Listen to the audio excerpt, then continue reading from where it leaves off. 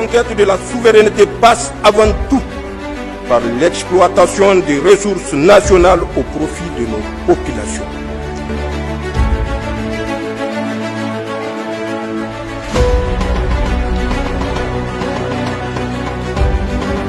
Ce n'est pas l'institution qu'il faut dissoudre.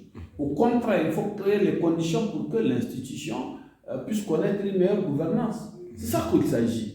Aujourd'hui, prendre une telle décision, nous estimons que c'est une décision vraiment grave. Une décision grave et un recul par rapport à la gestion des retraités, surtout fonctionnaires.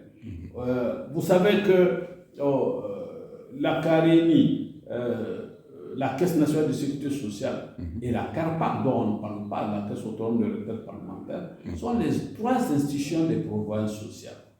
Et les institutions de prévoyance sociale, il y a une logique qui est là au niveau mondial et au niveau sous-régional pour qu'elles soient efficaces pour une meilleure prise en charge des retraités, pour assurer une retraite acceptable, je ne dirais pas une retraite dorée, une retraite acceptable pour ceux-là qui ont servi l'État ou qui ont servi les entreprises, bref, tous ceux qui ont été acteurs actifs et qui sont aujourd'hui à la retraite.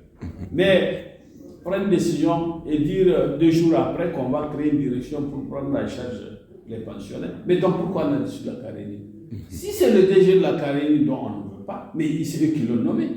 C'est le gouvernement qui l'a nommé, il peut le faire partir matin, midi ou soir. Donc c'est une décision hasardeuse, une décision inopportune, une décision dont nous, au niveau de la CNT, nous déplorons. Au vu de tout le combat que nous avons eu à faire et qui a abouti à la création de la CARENI.